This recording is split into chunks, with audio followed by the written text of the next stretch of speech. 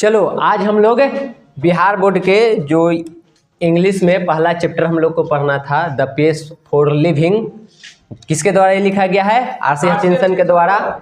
इससे जो भी महत्वपूर्ण ऑब्जेक्टिव क्वेश्चन बनेंगे आज हम लोग उसी को सॉल्व करेंगे।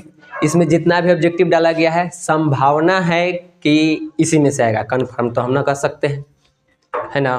बिहार बोर्ड हमर थोड़े है कि हम कहेंगे वही होगा, लेकिन संभावना है कि इसी में से तुमको ऑब्जेक्टिव क्वेश्चन आएगा। तो इसको अच्छे से सबको देखेंगे, उसके बाद इसकी तैयारी करेंगे, ठीक। तो चलो पहला क्वेश्चन देखते हैं। पहला क्वेश्चन है the main character in pace for living which the authors watch a and corn merchant. यहाँ पे पूछा जा रहा है कि जो कहानी पढ़े थे the pace for living, R C. Hutchinson के द्वारा लिखा गया है। इस कहानी में राइटर जो है, ऑथर जो है, वो एक नाटक देखा था। नाटक कहाँ देखा था? डबलिन नाम के शहर में, याद है? डबलिन नाम के शहर में यह एक नाटक देखा था। तो पूछा जा रहा है कि उस नाटक में जो मेन कैरेक्टर था कॉर्न मर्चेंट मतलब मक्का व्यापारी का, ठीक, वो कैसा था? एल्डरली मतलब बूढ़ा था, हैंडीकैप मतलब विकलांग था, यंग मतलब नौजवान था, डायबिटिक मतलब चीनी रोग से ग्रसित यानी मधुमेह से ग्रसित व्यक्ति था। तो इसमें से बताना है कैसा था। तो वहाँ पे जो ऑथर के द्वारा जो देखा गया था नाटक, उसमें जो कॉर्न मर्चेंट है वो एल्डरली था, यानी कि एक बुढ़ा मक्का का व्यापारी था, ठीक। तो इसका सही जवाब कौन सा होगा? ये वाला, ठीक है।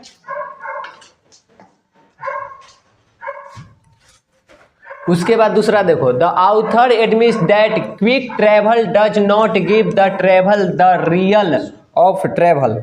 यहाँ पे पूछ रहा है, कह रहा है कि जो राइटर है वो इस बात को एक्सेप्ट करता है, वो इस बात को स्वीकार करता है कि हम लोग जो क्विक ट्रेवल करते हैं, यानी जितना तेजी से आजकल हम लोग गति कर रहे हैं, यात्रा करते हैं, उसमें हम लोगों को नहीं मिल पाता है यात्रा का क्या चीज़?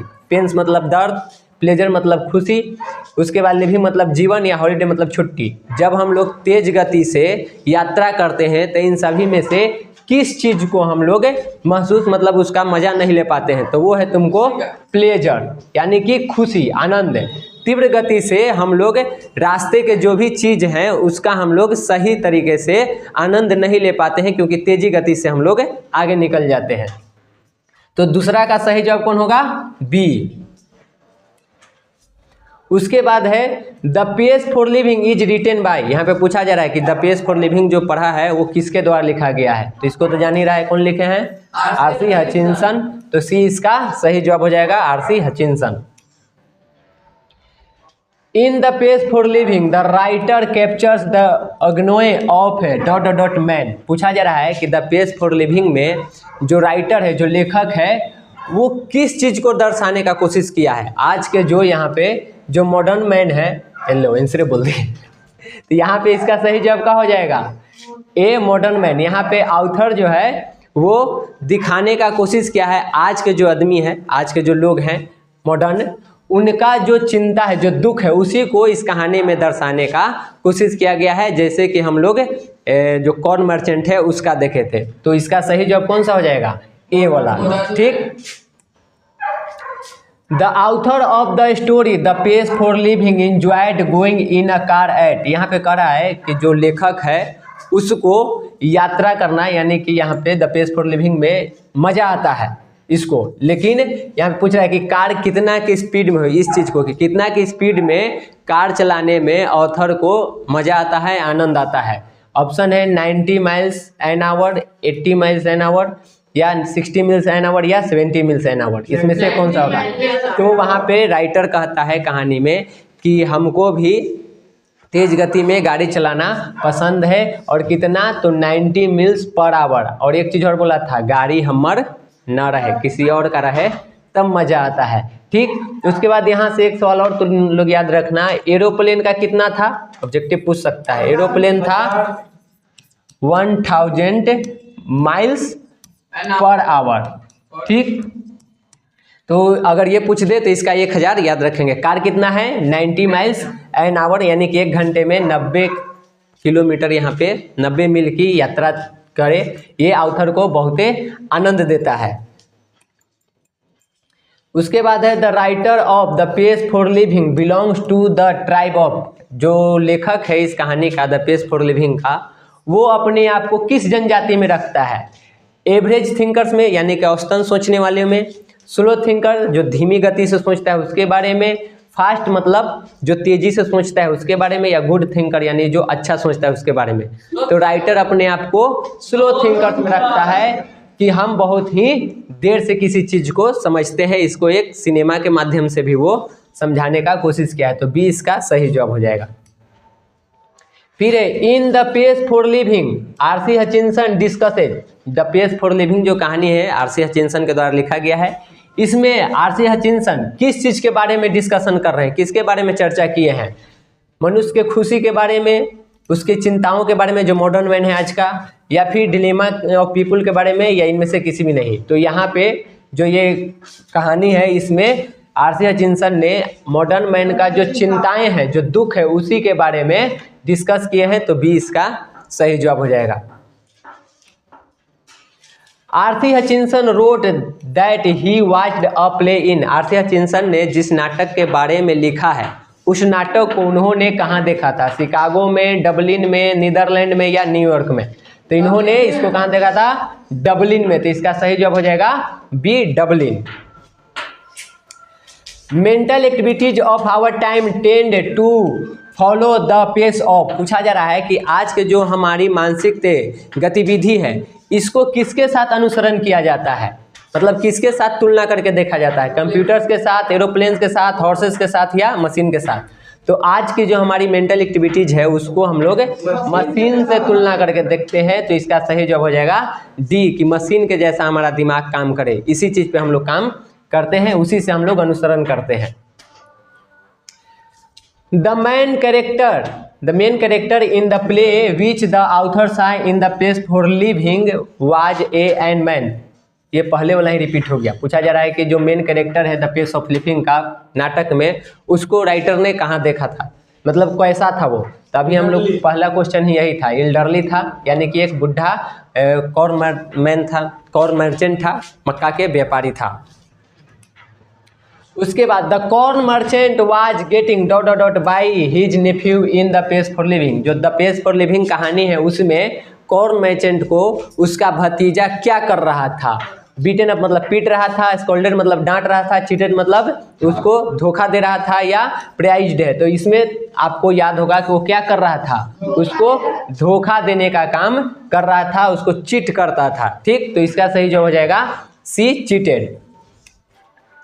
How many girls were there in the film the page for living, the page for living में लेखक ने एक जगह फिल्म के बारे में चर्चा की है कि कैसे हम फिल्म देखने जाते हैं तो बहुत ही देर से समझते हैं। तो उस फिल्म में हीरोइन थी, तो पूछा जा रहा है कि उसमें कितनी हीरोइन थी? 2 थी, 3 थी, 4 थी, या 5 थी? तो उस फिल्म में टोटल 3 हीरोइनें थी। ठीक, तो इसका भी सही जवाब हो जाएगा। और उसमें एक सवाल और आ सकता है कि जो फिल्म देखने जाता है उसमें हीरो को हीरोइन से प्यार कैसे होता है? तो आप लोग याद रखिएगा बी, सी और ए।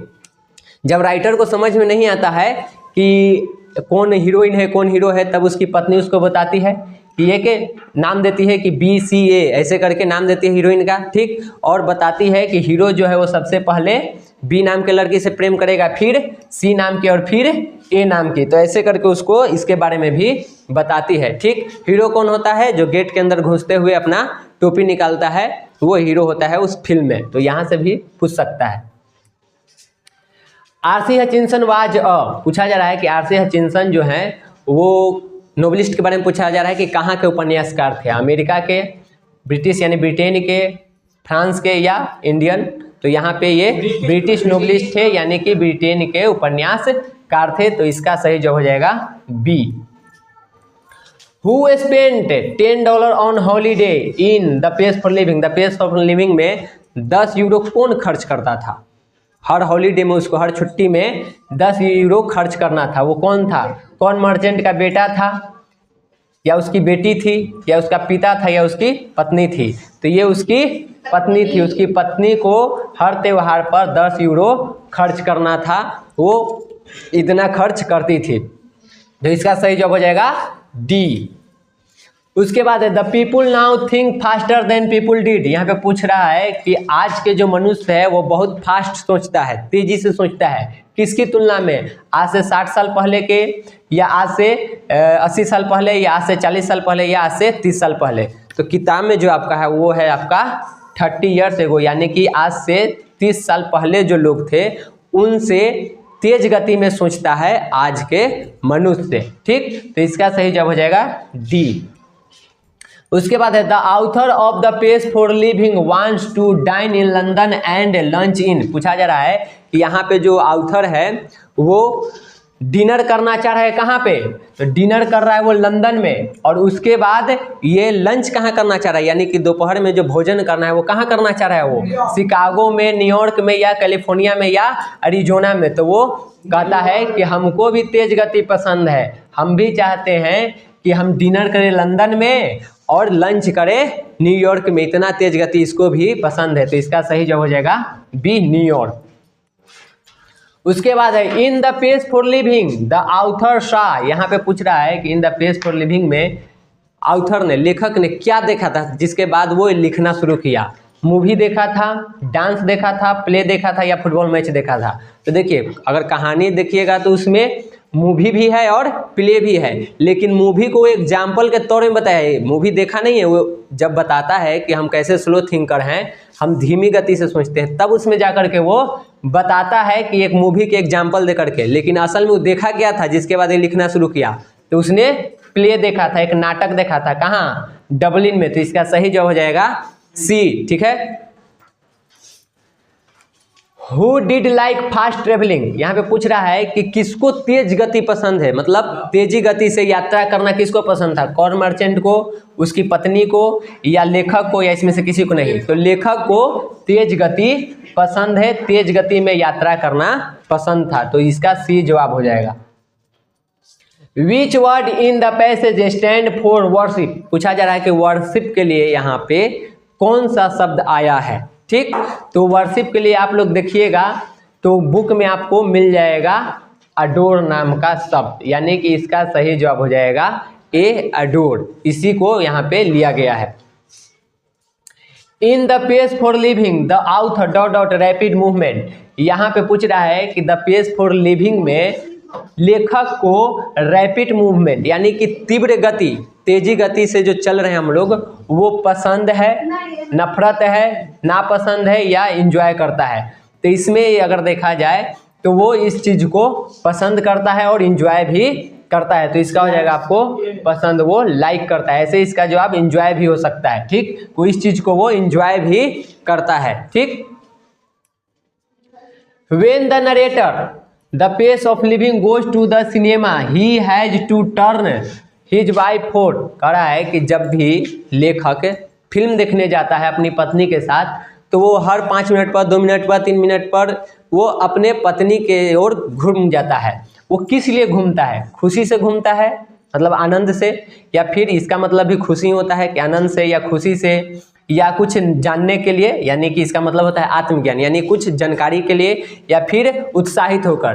तो यहाँ पे हम लोग जान रहे हैं कि जो राइटर है उसको फिल्म देर से समझ में आती है, तो उसको सीन समझ में नहीं आता है, तो वो क्या करता है? अपनी पत्नी से जानने के लिए घूमता है, यानी कि वो आत्मज्ञान के लिए घूमता है। तो इसका सही जवाब हो जाएगा सी। इसी के लिए वो उस तरफ, अपनी पत्नी की तरफ घूमता है और उससे फुसफुसा के पूछता है कि आगे कहानी में क्या हो रहा है। फिर slow thinkers are handicapped in the business of getting. कह रहे हैं कि राइटर कहता है, राइटर के अनुसार धीमी गति से सोचने वाले लोग किस चीज में पीछे रह जाते हैं? कार में, जीवन जीने में, भोजन में, या घर में? तो धीमी गति से सोचने वाले लोग जीवन को बेहतर तरीके से जीने में पीछे रह जाते हैं। तो इसका सही जवाब हो जाएगा बी। फिर है in the essay the page for living the corn merchant is. यहाँ पे कह रहा है कि जो कहानी हम लोग पढ़े हैं द पेज फॉर लिविंग, उसमें कॉर्न मर्चेंट क्या था? एन एम्बिशियस मैन, यानी कि एक साहसी व्यक्ति था। एक तरह से नहीं, इसका मतलब हो जाएगा कि वो महत्वाकांक्षी व्यक्ति था। दूसरा एंजियस यानी कि वो एक तरह से चिंतित व्यक्ति था, या तीसरा पूछ रहा है कि साहसी व्यक्ति था। इन तीनों में से बताना है कि वो महत्वाकांक्षी था, चिंतित व्यक्ति था या फिर साहसी व्यक्ति था। तो इस कहानी में देखे हैं कि वो एक चिंतित व्यक्ति था, यानी कि वो चिंताओं से घिरा हुआ था। तो बी इसका सही जवाब हो जाएगा। फिर देखो, rapid movement gives you a superficial sense of, कह रहा है कि रैपिड मूवमेंट जो तीव्र गति है वो हम लोग को किस चीज़ में यहाँ पे सेंस देता है, ड्रामा में, म्यूजिक में, सिक्योरिटी में या होप में। तो यहाँ पे इसका जो सही जवाब हो जाएगा वो ड्रामा हो जाएगा। ड्रामा के साथ साथ यहाँ पे हम लोग इसको मूवी भी कह सकते हैं, ठीक। तो मूवी और ड्रामा में यहाँ पे हम लोगों को सुपरफिशियल सेंस मिलता है रैपिड मूवमेंट के कारण, ठीक। तो इसका सही जवाब हो जाएगा ए। फिर the elderly corn merchant lived in, जो बुढ़ा मक्का व्यापारी था वो कहाँ रहता था, डबलिन में या जो आयरलैंड है वहाँ के एक छोटे से शहर में, या इंग्लैंड में, या आयरलैंड के एक बड़े शहर में। तो जो कॉर्न मर्चेंट है वो आयरलैंड के एक छोटे से शहर में रहता था। नाटक को डबलिन में देखा गया था, असल में वो व्यक्ति रहता कहाँ था, नाटक में कहाँ रहने के लिए दिखाया गया है, तो आयरलैंड के एक छोटे से शहर में। तो बी इसका सही जवाब हो जाएगा। फिर people nowadays think dot dot then ancient times, कह रहा है कि आज के लोग प्राचीन काल के लोग से सोचने में गहराई से सोचते हैं, तेजी से सोचते हैं, लंबा सोचते हैं या धीरे धीरे सोचते हैं। तो इसका सही जवाब हो जाएगा यहाँ पे बी, फास्टर। आज के लोग पहले के लोग के तुलना में तेज गति से सोचते हैं, फास्टर सोचते हैं। तो बी इसका सही जवाब है।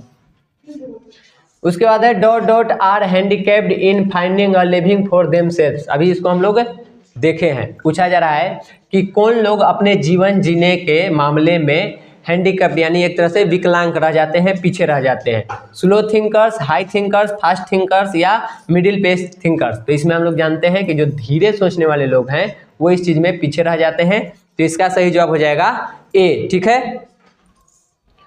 उसके बाद आगे देखो, the corn merchant was unable to handle the dot dot of life.